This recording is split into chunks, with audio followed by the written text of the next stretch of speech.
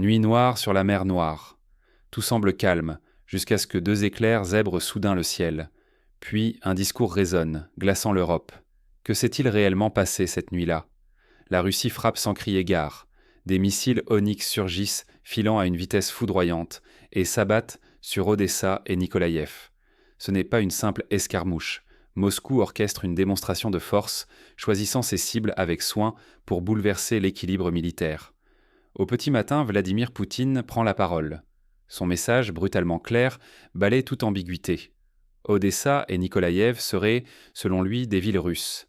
Il promet d'anéantir toute menace, lançant un avertissement direct à l'Ukraine et à l'Occident. Fini les demi-mesures, voici un ultimatum public. L'onde de choc est immédiate. Médias et gouvernements occidentaux s'embrasent, convoquant des réunions d'urgence. Les experts s'affolent, cherchant à décoder la stratégie russe. Mais une chose domine, la surprise. La Russie vient de rebattre les cartes et personne ne sait jusqu'où ira l'escalade. Ignorer cette séquence, c'est risquer de passer à côté d'un tournant historique. Désormais, l'enjeu dépasse largement Odessa ou Nikolaïev. C'est toute la stabilité de la région qui vacille. L'Ukraine apparaît plus vulnérable que jamais, tandis que l'initiative échappe à l'Occident. L'Europe entière pourrait bientôt payer le prix en ressources, en influence et en sécurité. Décortiquons ensemble ces événements et ce qu'ils annoncent pour l'avenir. Mais au-delà du choc, que révèlent vraiment ces frappes et ce discours, avançons sur les traces de cette nuit où tout a basculé. Odessa semblait, jusqu'à cette nuit, hors d'atteinte. Mais la réalité a brutalement changé. Sous les eaux calmes de la mer Noire, l'effervescence régnait. Depuis plusieurs jours, les renseignements russes surveillaient des mouvements anormaux de matériel militaire ukrainien autour d'Odessa et de Nikolaïev. L'Ukraine se préparait à résister, regroupant des équipements venus d'Occident pour renforcer ses défenses avant l'hiver. Tout a basculé en une nuit. Vers 2 heures du matin, 2 missiles Onyx ont été lancés depuis la région de Skadovsk. L'un a pulvérisé un vaste dépôt d'armes près d'Odessa, l'autre a détruit un centre logistique essentiel dans la région de Nikolaïev. Les détonations ont secoué toute la zone, semant la panique et laissant derrière elle des décombres encore fumants. Pourquoi ces missiles fascinent-ils autant? Conçus à l'origine pour couler d'immenses navires de guerre, les Onyx filent à plus de 2 fois la vitesse du son. Leur charge explosive équivaut à une demi-tonne d'explosifs. Leur trajectoire imprévisible et leur rapidité extrême rendent leur interception presque impossible, même pour les défenses anti-aériennes les plus avancées. Jusqu'à présent, beaucoup doutaient de leur efficacité contre des cibles terrestres. Cette nuit, la démonstration a été faite. La précision et la violence de ces frappes révèlent un saut technologique. Désormais, la Russie peut menacer, en quelques minutes, n'importe quelle infrastructure stratégique dans le sud de l'Ukraine. Un simple centre logistique ou un dépôt d'armes peut être transformé en cratère. Pour la population, l'illusion de sécurité s'est effondrée. Pour les analystes, c'est la preuve que la technologie russe redistribue les cartes du conflit. Ignorer ce tournant serait une erreur. Les missiles Onyx sont bien plus qu'un message militaire. Ils imposent à l'Ukraine et à ses alliés de repenser toute leur stratégie de défense. Cependant, le plus décisif n'est pas venu seulement des explosions. Quelques heures plus tard, l'équilibre politique a, lui aussi, vacillé. Au matin, un discours inattendu de Vladimir Poutine a retenti, bouleversant le calcul des chancelleries européennes. L'offensive sur le terrain s'accompagnait désormais d'un avertissement sans ambiguïté. La diplomatie n'est plus qu'un souvenir. Place désormais aux ultimatums tranchants. Quelques heures après les frappes cinglantes menées avec des missiles Onyx, Vladimir Poutine a levé le masque. Devant ses conseillers et à travers eux, le monde entier, il a proclamé Odessa et Nikolaïev comme villes russes historiques. Plus de sous-entendus. La Russie affiche ses ambitions, sans détour ni prudence calculée. Poutine a franchi un seuil inédit. Il a prévenu explicitement, si l'OTAN ou l'Ukraine utilisent d'Odessa ou Nikolaïev pour lancer des attaques contre la Crimée, la flotte ou les côtes russes, la riposte sera instantanée, totale, implacable. Son avertissement, repris mot à mot par tous les médias, s'impose comme une frontière absolue. Ceux qui prennent ces décisions doivent comprendre que c'est la dernière limite. Cette phrase lapidaire enterre brutalement des années de demi-mesure et de langage diplomatique feutré. Tout change dans la posture russe. Fini les menaces à demi-mot, terminée la grammaire de l'ambiguïté. Moscou expose ses lignes rouges et intimes à l'Occident de choisir. Pour l'Ukraine, le mythe d'Odessa imprenable vole en éclats. L'angoisse d'une attaque majeure devient palpable. À Kiev, l'état-major s'empresse de réclamer davantage de systèmes anti-aériens. Dans les rues, l'inquiétude grandit. En Occident, c'est le choc. Les réunions d'urgence se succèdent dans les chancelleries. On débat de nouvelles sanctions, mais surtout d'une inquiétude grandissante. La Russie vient de reprendre l'initiative, forçant l'OTAN à réagir sous la menace d'une escalade hors de contrôle.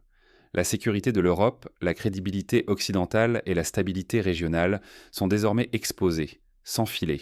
Chaque camp doit revoir ses priorités, redéfinir ses seuils et ses marges de manœuvre. Mais derrière ce coup de force, une inquiétude s'installe. Les répercussions pourraient bouleverser bien plus que la mer Noire, redessinant l'équilibre de tout le continent. Dans ce climat d'incertitude, tous les regards se tournent vers les prochaines décisions, conscients que chaque geste peut faire basculer la région dans l'inconnu. L'enjeu, éviter que la prochaine étape ne soit irréversible. Et si ce n'était qu'un prélude? Les frappes récentes sur Odessa et Nikolaïev n'ont rien d'anecdotique. Elles révèlent une mutation brutale. Désormais, le pouls logistique du sud de l'Ukraine bat sous la menace permanente des missiles russes. Ravitaillement, carburant, réseau de transport. Tout peut être paralysé en un instant. Chaque infrastructure essentielle devient un point faible exposé. À chaque déflagration, la pression monte sur l'armée ukrainienne. Les dépôts stratégiques et les convois d'armes occidentales sont devenus des cibles prioritaires. Kiev doit disperser ses maigres ressources, improviser chaque jour et survivre sous le feu, alors que ports et voies ferrées, poumons économiques et humanitaires du pays, sont désormais terriblement vulnérables. L'efficacité de ces offensives laisse entrevoir un scénario plus sombre encore. Les frappes pourraient s'intensifier, multipliant les foyers de crise et menaçant d'isoler peu à peu Odessa et Nikolaïev. Le spectre d'un encerclement plane, coupure progressive des axes d'approvisionnement, blocus étouffant jusqu'à la paralysie totale. Le constat est brutal. La défense ukrainienne révèle ses fissures. Les nouveaux missiles russes défient les capacités de détection et d'interception, exposant les faiblesses du système. Cette impuissance mine la confiance non seulement dans les rangs militaires, mais aussi dans les sphères dirigeantes. Mais ce sont aussi les esprits qui vacillent. À Odessa, à Nikolaïev, la population vit désormais dans l'angoisse. Entre colère sourde et résignation, beaucoup redoutent une offensive de grande ampleur. L'écho de chaque explosion résonne au-delà de l'Ukraine. Il inquiète l'Europe, ranime les peurs et accélère les discussions dans les chancelleries occidentales. Les répercussions ne tardent pas. À chaque salve, le risque de flux migratoires incontrôlés s'accroît. Les États européens réajustent leur doctrine, craignant de perdre la maîtrise des événements. La panique politique est proche. Une seule étincelle pourrait déclencher une cascade, fragilisant l'équilibre énergétique et diplomatique de tout le continent. Chaque nouvelle frappe rapproche la région d'une déflagration plus large. Les pertes humaines s'alourdissent, les déplacés se comptent déjà par dizaines de milliers, tandis que la sécurité des approvisionnements énergétiques européens s'effrite. Les équilibres patiemment bâtis depuis la fin de la guerre froide vacillent, au bord d'une rupture historique. Mais ce bouleversement n'est pas seulement militaire ou humain. Il renverse aussi les certitudes géopolitiques, forçant chaque acteur à revoir ses positions et ses lignes rouges. En une nuit, l'équilibre s'est renversé. Est-il encore temps d'agir ou faut-il se contenter de regarder l'avenir se refermer? Face à la brutalité du changement imposé par la Russie, l'Ukraine doit tirer des leçons vitales. La défense traditionnelle atteint ses limites. Il devient crucial de réinventer l'organisation militaire, d'encourager une innovation fulgurante et de ne jamais sous-estimer la force de l'effet de surprise technologique. Ignorer cette nécessité d'adaptation, c'est accepter l'idée de subir, encore et encore, des frappes dévastatrices sans pouvoir répliquer efficacement. L'enjeu n'est plus seulement la survie sur le champ de bataille, mais la capacité à anticiper l'inattendu et à éviter l'effondrement. Pour l'Occident, le choc est tout aussi rude. S'en tenir aux vieilles habitudes de soutien, c'est courir le risque de perdre l'initiative et de voir la Russie imposer, seule, ses propres règles. Il faut rompre avec l'automatisme, repenser la stratégie et oser des choix clairs, même s'ils sont inconfortables ou impopulaires. Chaque hésitation affaiblit la crédibilité occidentale et prépare le terrain à des scénarios bien plus dangereux à long terme.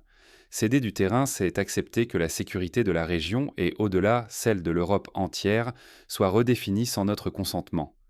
Côté russe, la démonstration de force semble sans appel. Puissance militaire, clarté politique, tout est fait pour inspirer le respect, sinon la crainte. Mais ce pari audacieux n'est pas sans péril. L'isolement international se resserre, le risque d'escalade incontrôlée grandit à chaque ligne rouge franchie.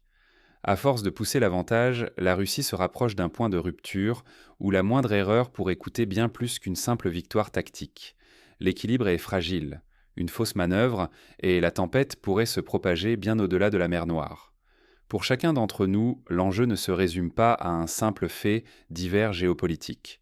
Dans le vacarme de l'information et des émotions, garder la tête froide est devenu un devoir de survie intellectuelle.